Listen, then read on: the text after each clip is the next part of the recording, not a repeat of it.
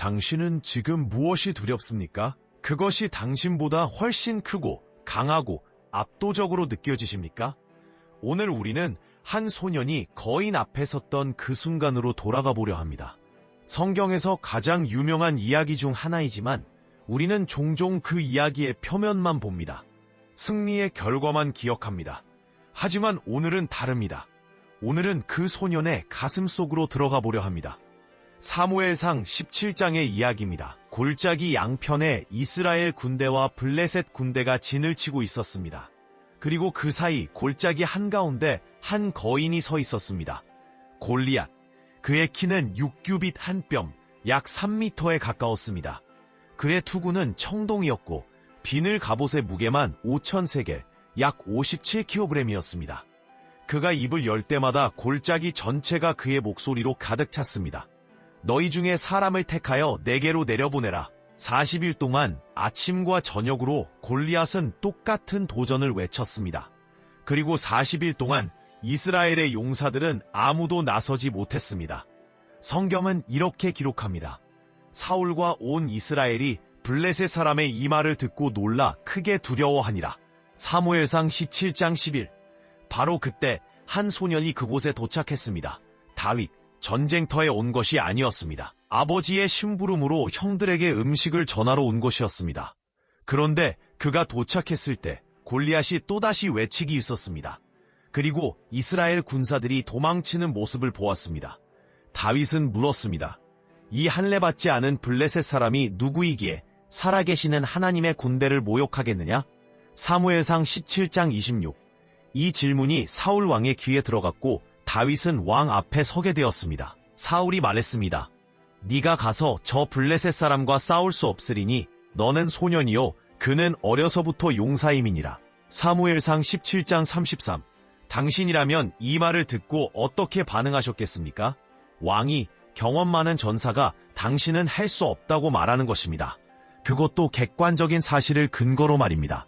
당신은 어리고 상대는 전문가입니다. 당신은 경험이 없고 상대는 평생 전쟁터에서 살았습니다. 하지만 다윗은 물러서지 않았습니다. 그는 자신의 이야기를 꺼냈습니다. 주의 종이 아버지의 양을 지킬 때에 사자나 곰이 와서 양떼에서 새끼를 물어가면 내가 따라가서 그것을 치고 그 입에서 새끼를 건져내었고 그것이 일어나 나를 해하고자 하면 내가 그 수염을 잡고 그것을 쳐 죽였나이다. 사무엘상 17장 34절 35. 이 고백 속에서 우리는 무엇을 봅니까? 다윗은 이미 두려움과 싸워본 경험이 있었습니다. 광야에서 혼자 아무도 보지 않는 곳에서 그는 맹수와 맞섰습니다. 그때 그의 가슴 속에도 두려움이 있었을 것입니다. 사자의 포효 소리, 곰의 발톱, 그것들은 충분히 무서운 것이었습니다. 그런데 다윗은 그 두려움 속에서 무엇을 발견했습니까? 여호와께서 나를 사자의 발톱과 곰의 발톱에서 건져내셨은즉 나를 이 블레셋 사람의 손에서도 건져내시리이다. 사무엘상 17장 37. 여기에 핵심이 있습니다. 다윗은 두려움이 없었던 것이 아닙니다. 그는 두려움 너머에 계신 분을 보았던 것입니다. 그는 자신의 힘을 믿지 않았습니다. 하나님의 신실하심을 믿었습니다. 사울은 다윗에게 자신의 갑옷을 입혔습니다. 투구를 씌우고 갑옷을 입히고 칼을 차게 했습니다. 하지만 다윗은 그것들을 벗었습니다. 익숙하지 않다는 이유였습니다. 사무엘상 17장 39. 당신은 지금 무엇을 입고 계십니까? 세상이 주는 갑옷을 입고 계십니까? 다른 사람의 방법, 다른 사람의 기준, 다른 사람의 무기로 싸우려 하고 계십니까? 다윗은 그것들을 벗어버렸습니다. 그는 자신이 익숙한 것, 하나님께서 자신에게 주신 것으로 나아갔습니다. 그는 지팡이를 들고 시내에서 매끄러운 돌 5개를 주워 자루에 넣었습니다. 그리고 물매를 손에 들고 골리앗에게 나아갔습니다. 골리앗이 다윗을 보았을 때 어떤 반응을 보였습니까? 블레셋 사람이 둘러보다가 다윗을 보고 업신여기니 이는 그가 젊고 붉고 용모가 아름다움이라. 블레셋 사람이 다윗에게 이르되 네가 나를 개로 여기고 막대기를 가지고 내게 나아왔느냐? 사무엘상 17장 47절 43. 조롱입니다. 멸시입니다. 골리앗은 다윗을 위협으로 보지도 않았습니다. 그는 다윗을 모욕했습니다. 블레셋 사람이 그의 신들의 이름을 들어 다윗을 저주하고 사무엘상 17장 43.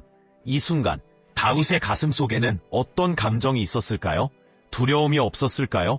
아닙니다. 그는 인간이었습니다. 그 거대한 몸집, 그 무거운 무기, 그 위협적인 목소리 앞에서 그의 심장도 빠르게 뛰었을 것입니다. 하지만 다윗은 그 두려움에 머물지 않았습니다. 그는 입을 열었습니다. 너는 칼과 창과 단창으로 내게 나아오거니와 나는 만군의 여호와의 이름, 곧 네가 모욕하는 이스라엘 군대의 하나님의 이름으로 내게 나아가노라. 사무엘상 17장 45. 이 고백을 주목하십시오. 다윗은 자신의 능력을 말하지 않았습니다. 그는 하나님의 이름을 선포했습니다. 그는 이 싸움이 자신의 싸움이 아니라 하나님의 싸움임을 분명히 했습니다. 오늘 여호와께서 너를 내 손에 넘기시리니 내가 너를 쳐서 내 목을 베고 블레셋 군대의 시체를 오늘 공중의 새와 땅의 들짐승에게 주어 온 땅으로 이스라엘의 하나님이 계신 줄 알게 하겠고. 사무엘상 17장 46. 이것은 자신감이 아닙니다. 믿음의 선포입니다. 다윗은 결과를 미리 알고 있었던 것이 아닙니다. 그는 하나님을 알고 있었습니다. 그 차이가 모든 것을 바꿉니다. 골리앗이 다윗에게 다가왔습니다. 성경은 이렇게 기록합니다. 다윗이 빨리 달려 블레셋 사람에게로 나아가서 사무엘상 17:48. 다윗은 도망치지 않았습니다. 그는 달려갔습니다. 두려움 속에서도 그는 앞으로 나아갔습니다. 그는 자루에서 돌 하나를 꺼내 물매로 던졌습니다. 그 돌이 골리앗의 이마에 박혔고 골리앗은 땅에 엎드러졌습니다. 다윗은 골리앗의 칼로 그의 목을 베었습니다. 블레셋 사람들은 도망쳤고 이스라엘은 승리했습니다. 하지만 이 이야기는 단순히 승리의 이야기가 아닙니다. 이것은 두려움 속에서도 하나님을 신뢰한 한 사람의 이야기입니다. 다윗은 완벽해서 이긴 것이 아닙니다. 그는 믿음으로 나아갔기 때문에 이겼습니다. 당신 앞에도 골리앗이 서 있습니까? 그것이 질병일 수도 있습니다.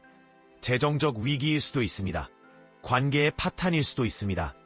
당신을 조롱하는 목소리일 수도 있습니다.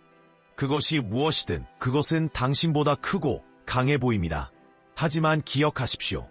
다윗도 두려웠습니다. 그는 슈퍼맨이 아니었습니다. 그는 당신과 같은 사람이었습니다. 차이는 이것입니다. 그는 두려움보다 하나님을 더 크게 보았습니다. 다윗은 광야에서 훈련받았습니다. 아무도 보지 않는 곳에서 그는 하나님과 함께 걷는 법을 배웠습니다.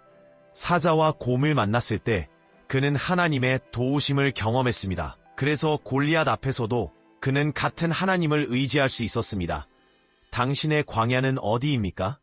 당신이 혼자 하나님과 마주하는 그곳은 어디입니까? 그것에서의 경험이 당신을 골리앗 앞으로 인도할 것입니다. 작은 싸움에서의 신실하심이 큰 싸움에서의 확신이 됩니다. 다윗은 세상의 갑옷을 입지 않았습니다. 그는 자신에게 주어진 것, 자신이 익숙한 것으로 나아갔습니다. 당신도 다른 사람이 될 필요가 없습니다. 하나님께서 당신에게 주신 그것으로 충분합니다. 다윗은 하나님의 이름을 선포했습니다. 그는 자신의 이름이 아니라 하나님의 이름으로 나아갔습니다. 이것이 우리가 기억해야 할 가장 중요한 진리입니다. 이 싸움은 우리의 싸움이 아닙니다. 이것은 하나님의 싸움입니다. 다윗은 달려갔습니다. 두려움 속에서도 그는 멈추지 않았습니다. 믿음은 두려움이 없는 상태가 아닙니다. 믿음은 두려움 속에서도 앞으로 나아가는 것입니다. 오늘 당신에게 필요한 것은 더 큰 용기가 아닙니다. 더 큰 하나님에 대한 더 깊은 확신입니다. 다윗이 이긴 것은 그가 강해서가 아닙니다. 그가 섬기는 하나님이 강하셨기 때문입니다. 당신의 골리앗 앞에서 이렇게 고백하시기 바랍니다. 너는 칼과 창으로 나아오지만 나는 만군의 여호와의 이름으로 나아간다. 그리고 달려가십시오. 두려움이 있어도 괜찮습니다. 하나님이 함께 계시기 때문입니다. 좋아요와 구독 부탁드립니다. 다음 영상에서 만나요.